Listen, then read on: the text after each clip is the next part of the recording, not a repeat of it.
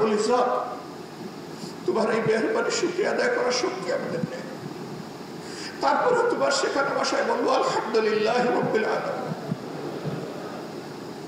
হে আল্লাহ, তোমাকে ভয় করে চলার তৌফিক আমাদেরকে দান করো। প্রিয় দেশ এবং জাতিকে ভালোবাসার শক্তি আমাদেরকে দান করো। যে সমস্ত মায়ের মুখ খালি হয়েছে, যে সমস্ত বোনেরা বিধবা হয়েছে, হে আল্লাহ তুমি তাদেরকে সবরে জামিল দান করো। প্রিয় সম্মানিত ভাইরা, যেহেতু আসরের সময় হয়ে গিয়েছে, এই জন্য আমি আমার কথা লম্বা করব না। আমি সকলের প্রতি অনুরোধ করব, আসুন পরম বিচক্ষণতা, সতর্কতা এবং ধৈর্যের সাথে আগামীর পথ চলি। আসুন মহান আল্লাহর পর আমরা পরিপূর্ণ নির্ভরতা বা নির্ভরশীলতা আমাদের মধ্যে অর্জন করি। আল্লাহর পর তাওয়াক্কুল করি, আল্লাহকে ভয় করি সকল কাজে। আমি একটা সুন্দর সমাজ চাইব, আমি নিজেই আমি সুন্দর হব না, এটা হতে পারে না। সংশোধন আমার থেকে হতে হবে, আমাকেই মেলে ধরতে হবে।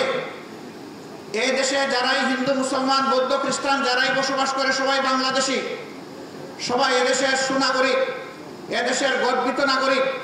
তাদের সকলের প্রতি আমাদেরকে শ্রদ্ধা প্রদর্শন করতে হবে, তাদের হকের প্রতি আমাদেরকে সজাগ থাকতে হবে। নিজ নিজ কর্মক্ষেত্রে উদাহরণ পেশ করতে হবে যে এখনো পরিচ্ছন্ন হাতের কিছু মানুষ এই দেশে জীবিত আছে এবং বাকিদেরকে পরিচ্ছন্ন হতে হবে। এই বাস্তব শিক্ষাটা সমাজে তুলে ধরতে হবে। যদি পেশার দক্ষতায় এবং দায়িত্বপরায়ণতায় আমরা যদি একটা মডেল পেশ করতে পারি, পথ হারাই জাতি ইনশাল্লাহ পথ ফিরে পাবে। আজকে সবগুলো আছে আর সবগুলা গদি নষ্ট হয়ে গিয়েছে, অপবিত্র হয়ে গিয়েছে। এইগুলাকে পবিত্র অবশ্যই আমাদেরকে করতে হবে ইনশাআল্লাহ। এর জন্য ওই ক্ষমতা দখলের বা গদি দখলের লড়াই আমাদের কাজ নয়। দক্ষতার জায়গায় নিজের দক্ষতা ফুটিয়ে তুলতে হবে আন্তরিকতার সাথে। আল্লাহ যেন এই তৌফিক আমাদেরকে দান করেন। আল্লাহ রাব্বুল আলামিনের দরবারে আবারও শুকরিয়া আদায় করছি। এক মাস আগে যা কল্পনা করিনি, আল্লাহ তাআলা নিজেই তার কুদরতি খাজানা থেকে এই জাতিকে একটা মহা উপহার দান করছে।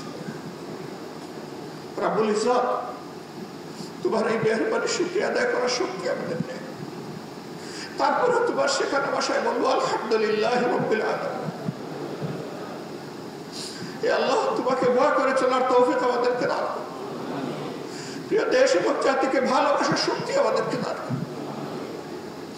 যে সমস্ত মায়ের মুখ খালি হয়েছে, যে সমস্ত বোনেরা বিধবা হয়েছে, যে সমস্ত শিশুরা এতিম হয়েছে, যে সমস্ত যুবক যুবতী ভাইহারা হয়েছে, হে আল্লাহ তুমি তাদেরকে সবরে জামিল দান করো। এই প্রত্যেকটা পরিবারের প্রতি তুমি পুষিয়ে দাও।